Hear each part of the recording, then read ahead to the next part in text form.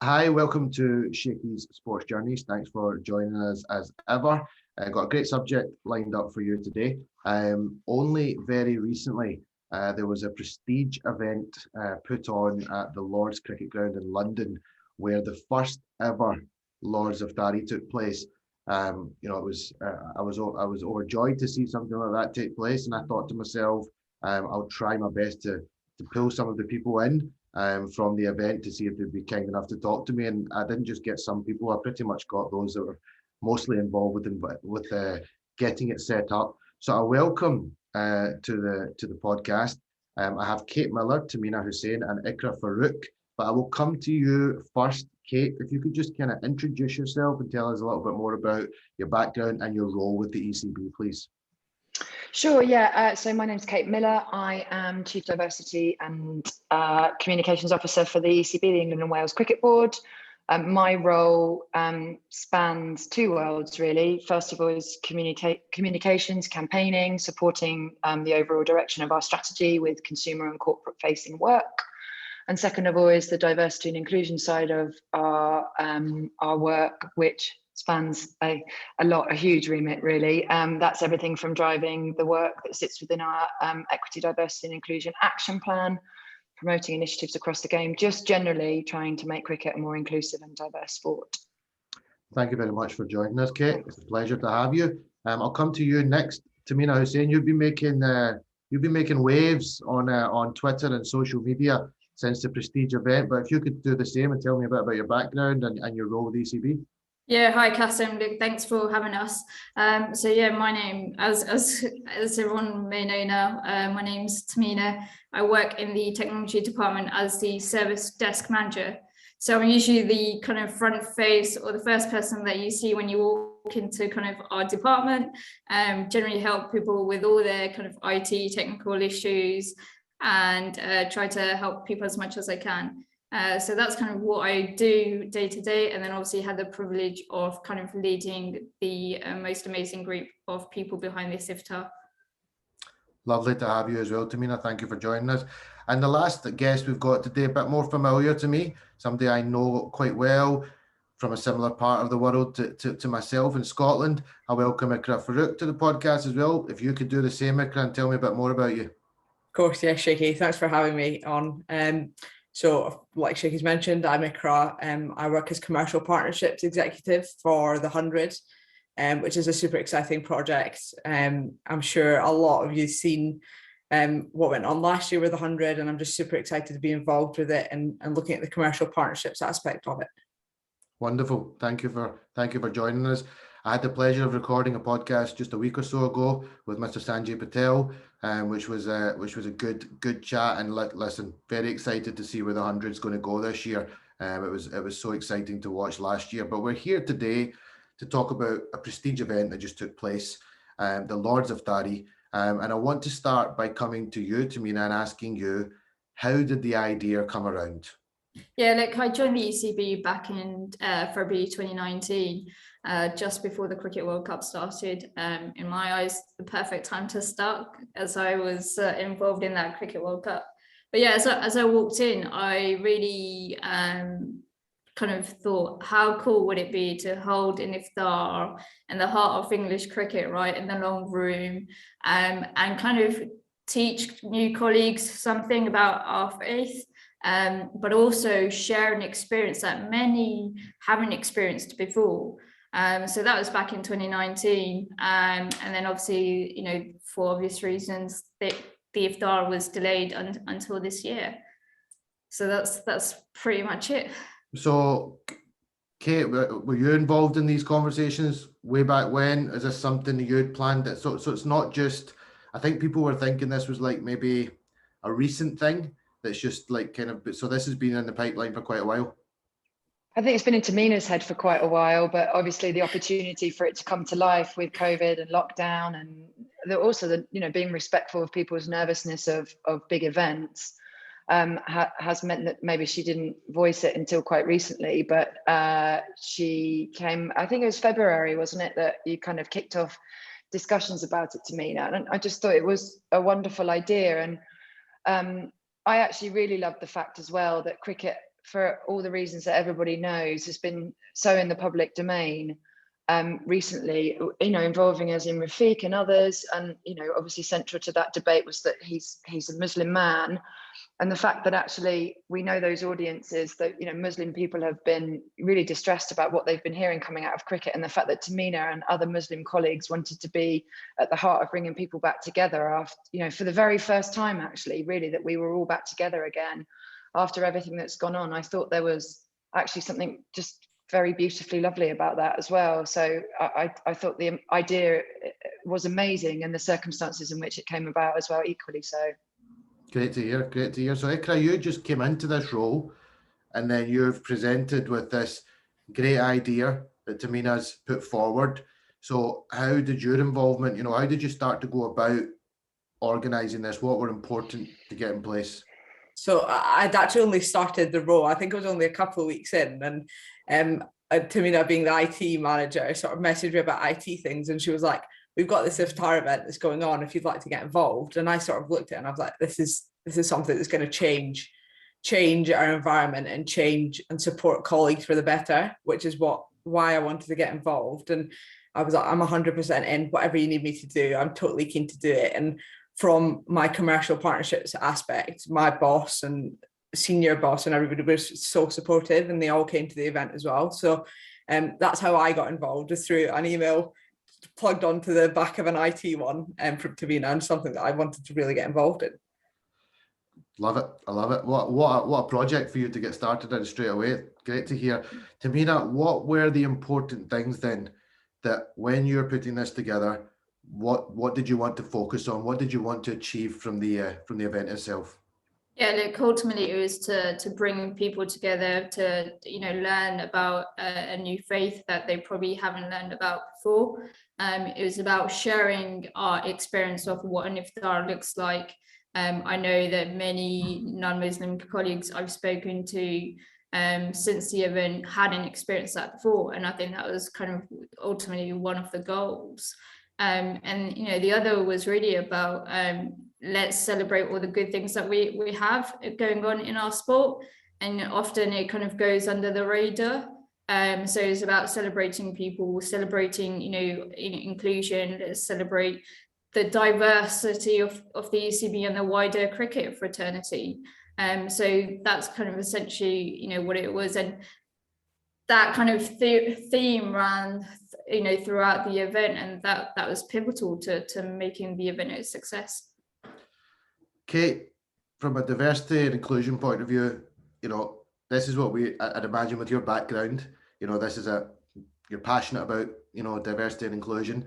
So how did you feel when the evening came together and people started coming in? What kind of feelings did you get? Did you feel like this was a pivotal moment?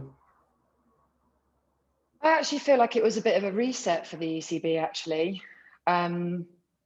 It was the incongruence of the occasion, really. You have to remember, and I don't want to keep harking back to this, but it was after I passed my driving test that women were allowed into the long room at Lord's. It's only 1999. I'm giving away a bit of my age there to anyone listening, but just me standing in there as a woman felt quite overwhelming, actually. I've been in the room before, but on an occasion like this, and to think we had women of color celebrating being Muslim, but not just that, is people of many different faiths, many different backgrounds, all coming together in the kind of spirit that that people of Muslim faith really, really embody. The more I learn about the Muslim community, the more I understand the warmth, the sense of community, the dedication to family that I see. And I realize that there's also huge elements. It's just like everybody else, and we all have tiffs and conversations and arguments about food and all that kind of thing. And I know that Eid is like Christmas, and it's all about whose house it's going to be at, and all the rest of things. And I've gone off on a bit of a tangent, but I just felt the whole evening really celebrated everything that I had learned about Muslim people. Oh, that's great to hear. So I mean, that's ultimately what you took from it, is what you wanted probably to achieve from it, Tameena, by setting it up, that people were able to just look at, Ramadan and an Iftari through a different lens that they maybe hadn't looked at it before. And you're absolutely correct. massive arguments when it comes to Eid. Who's making what? Where is it going to be? So yeah, no different to when Christians celebrate Christmas as well. How did you go about choosing the guest list? Now, this question is in particular going to come to my friend Ikra, because you had a prestige amount of guests, great guests there. But where was the invite, Ikra? Shaky, I'm sorry. I was meant to send you an invite. I totally forgotten about it. We were quite stressed with the event itself. We had so much to think about. Next time, definitely. I look forward But to in it. terms of the guest list, we focused on. We had a lot of people there, people who wanted to be there. So people like Azim, George DeBell, who's obviously a great pioneer and voice within the Christian community. And we just needed to make sure that the people that we had there were there to learn about the community, learn about what Ramadan is. And I think the moment that hit me was when the azan went off in Lords, and you hear it and you hear everybody just sort of look up and in amazement of the azan going off at Lords. And that learning in itself with that guest list that we had is something that I don't think I can ever feel that way again. I'm sure that everybody else sort of had goosebumps when that moment went off. But in the guest list, we just wanted to try and have people there that were in awe of that adhan and all support of our community and the organisation of the event. And I feel like we did that. No, you really did. I mean, even watching it from the outside, I would have loved to have watched it from the inside. But next time, I spoke to Azim after the event, and he said, he echoed what you said. He said it was just such a special moment, a goosebump moment. Like Kate's highlighted as well, I was once a staff member at Lords as well, down at the MCC Young Cricketers, and women were not allowed. And I'm telling my age as well now, Kate. So that makes both of us. But it just shows how far we have come, and how far we can maybe still go as well to kind of cover diversity and inclusion more. I mean, since you've done this event, I don't know if you've noticed, but Blackburn Football Club put on Eid prayers at the cricket ground, and like I seen a note from a mother who sent a note and said lived next to the ground for like 30 plus years and never had been there before, and this was their first experience of going, and just things like that. It's amazing how much you can tap into the local community and get people more involved. I guess leads to my next question. Is there plans in the pipeline to be doing similar things for all different faiths or backgrounds? And I'm curious to hear all your input in that. But I mean, Tameena, I'll come to you first. Yeah, certainly there's look, it's a catalyst moment, and it's a special occasion, but it's a place where we needed to start, and we'll continue building on that. And talking to colleagues, they're equally keen to share their faith and kind of cultural practices with others. So there is no doubt in my mind that we'll be seeing more of this stuff happening.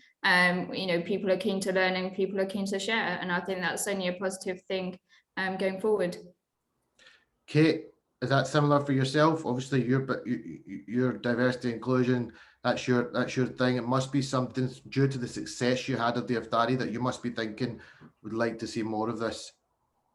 Yeah, and I think Tameena will remind me, but I'm fairly certain we had a meeting and there was a concern that we weren't doing it for other faiths. But the key point of that is that we weren't doing it for Muslim people. Muslim people were doing it for all of us. That the point is to bring your faith, whatever that might be, whether it's religious, whether it's agnostic, whether it's LGBTQ+, whatever it is that you want to celebrate about yourself, your lifestyle, your culture. All my job is, and the rest of the executive and other leaders across the organization, is to create a space where people feel they can bring whatever it is about themselves, educate others or share it with others.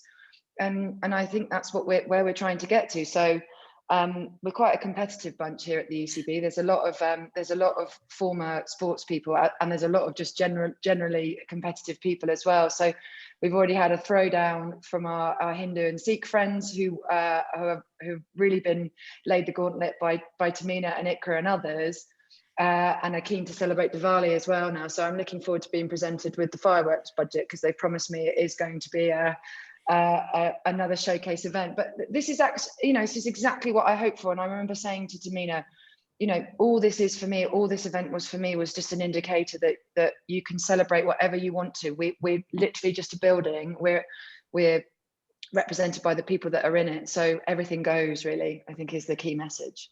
Yeah, so basically you're open to Correct. these conversations. Great to hear that, you know, the Hindu community and the Sikh community feel comfortable now. They've obviously watched the Iftari take place, and they want a piece of the pie as well, and they want their faith to be you know, celebrated and raise awareness on it. So I think that's really important. I've had a bit of that kind of backlash from speaking about, because I'm a Muslim, I'm from a Muslim background, that I have had some people suggest to me with speaking in Scotland about the issues of inclusion and diversity, that, you know, it's not all about Muslims, and I'm very conscious of that fact, that it isn't. It should not be about that, because that would be unfair, and we need to embrace all different faiths, as you said, LGBT, everything. People should feel that people know about who they are, know about what they're, you know about what they're passionate about, what their background is, so they feel comfortable. And I certainly think, looking back at growing up playing cricket, it was always something that was lacking. You know, people really didn't know much about who you were. And I feel like I now look back and didn't know a lot about a lot of my teammates that I played with. So I'm certainly fully supportive of any future work that you're going to do. And I look forward to seeing what you're going to do next. Little bit of a tougher question for you is that a lot of people are suggesting that if it wasn't for Azim Rafiq speaking out, would such an event have taken place? And the other thing is, it's been suggested, I've seen you got the question on Sky Sports as well, Kate, you know, is this a tick box exercise? Is this, you know, for a publicity stunt and just trying to showcase something, rather than it being that it's going to actually be part of who we are moving forward? What's your thoughts on that? Yeah, there's a few questions in there, so I'll just try and take them piece by piece if I can. I think the best person to ask whether or not they thought it would happen without Azim is Tameena, really, because she's best judged, she's best placed to answer that one, really. Because I'm genuinely not, I'm not sure, actually. I know what I would have done, and I don't think my position would have changed. But would we have been in an environment where I felt we could? I'm not sure. Tameena, what's your view?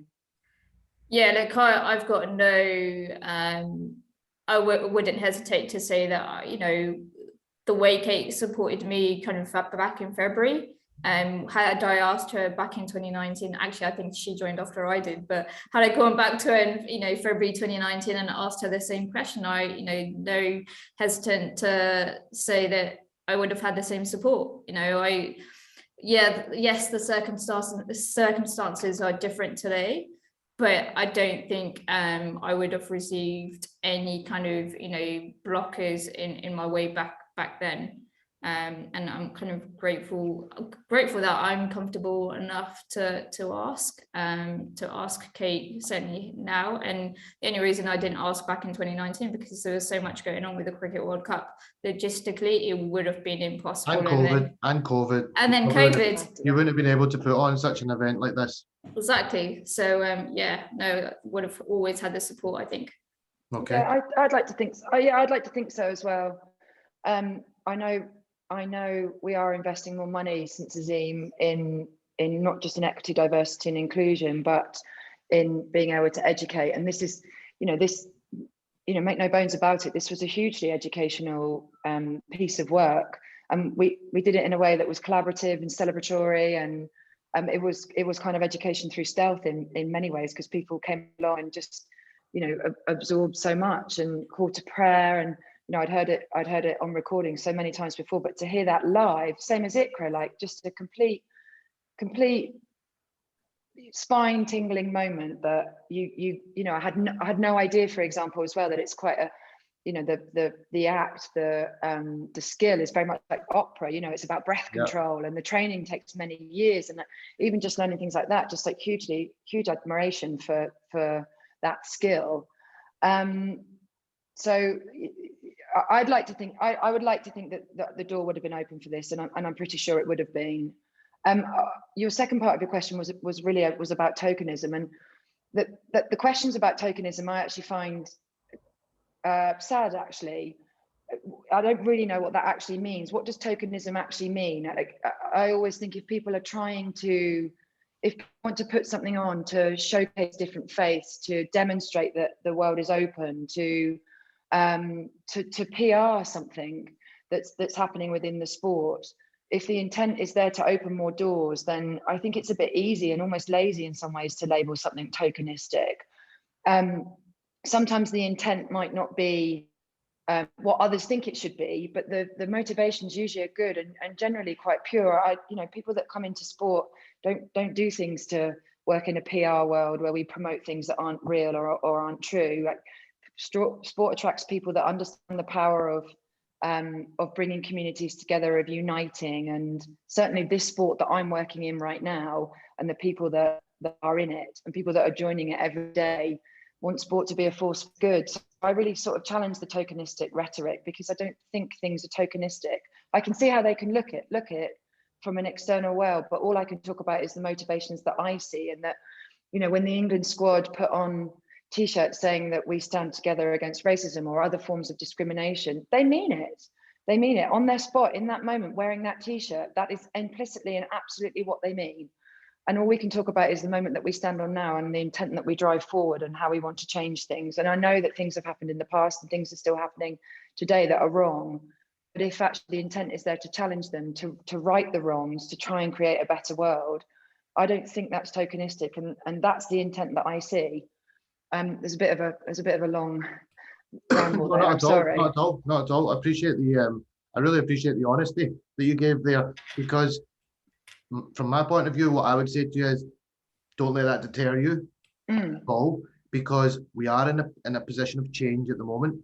So you are going to have the initial kind of critics that will question some of what you're doing, but you just need to keep going on, and eventually people will think, you know what, it's not tokenistic. We are changing, we're evolving, and this is more inclusive, more diverse. People are thriving. People are, feel so much more welcome in the sport. So from that point of view, I certainly didn't see it as a tokenistic gesture. I just applauded it and looked on from afar and thought, wow, that's just awesome to see. I think the work you've all done to make this prestige event go on was brilliant. Again, I'll repeat, I just need Ikra to be a little bit more on it with the guest list. I've been giving her a tough time about this, poor girl, because I was looking on and just thinking, oh, that would have been cool to just be sat there. So please, if you can remember next time to slip an invite, I would love to be. I'm sure we can make that. I'm sure we can make that happen. I think actually the challenge we're going to have moving forward is demand now, actually, as well. But with demand comes bigger working groups, Tameena and Ikra. Don't worry, we'll make sure there's a bigger squad to support next year, because it took I said it on the night, it took a tremendous amount of work and the level of detail and thought that went into really small bits of the evening that made it into the special and unique event that it was. I think we're just a huge testament. How many people did you squeeze in? 180, Tameena, wow. Wasn't it? 189. There we go. It's a good effort. It's a good effort in the long run. Ikra, just to kind of come towards the end of the podcast, how proud were you to see Abtaha, sitting on that panel, sitting next to Owen Morgan, up there, you've grown up with her, you've watched her come through in Scotland, she's and you know how much of a fan I am of her. She's an amazing person. But how did you feel just watching on? It was an amazing moment. I mean, Abtaha is a very close friend of mine. It was an opportunity there. I was super proud. I felt like a proud mum in that moment. We've played cricket together for a long time. We've been in the Scotland squad together for around 4 years, and we've grown up and had that cricketing community together, and to see her sort of playing in the 100 whilst wearing the Birmingham Phoenix hijab, to see her on a panel next to Owen Morgan and Moazzam. I'm going to touch on that, because having Moazzam there as well, I think that was a changing moment, seeing him and his interpreter there on the guest list and on the panel was something I think that should be remembered and shouldn't be forgotten either. So I think having all three of those individuals on the panel was amazing for cricket moving forward, and I'm hoping it can change how we look at panels in the future and who we include in panels on the future as well. But on Abtaha, yeah, an amazing moment for her, and I think it's only going to go forward for her. Yeah, I agree. And just about feedback, I'm sure he has already given you feedback, but I was talking to George Dobble about the event, and he just said he just felt like he was part of something that's just moving, like pivotal moment, something we're going in a different direction in the sport. And he said it was just special to be there and to be part of that. So Tameena, your idea back in 2019, you know, pre-COVID, and probably were sat frustrated that you couldn't do much, you know, you must be very proud that you've been, you know, pivotal in putting this event on with the support of your colleagues. And you must be really happy with how the actual evening went. Yeah, look, I've been overwhelmed and blown away by all the support that we've received, but it wouldn't have been possible without Kate's, you know, backing and without the support of Ikra and the rest of the team. And I'm so proud that we pulled off such a brilliant event. And yeah, no pressure for next time. Well, that's it. You've all set the bar now.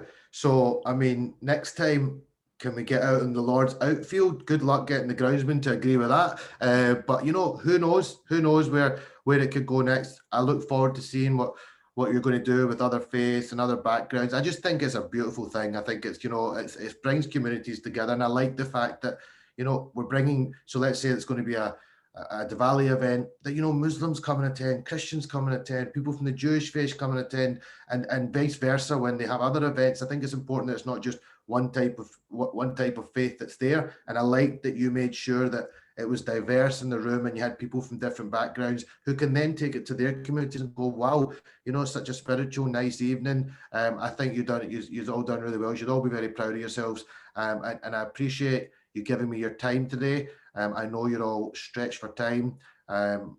Kate, make sure you follow up with that phone call that you're meant to be making back to somebody. Don't forget to, I won't mention, but I know you had a phone call at the start. So again, I really appreciate it.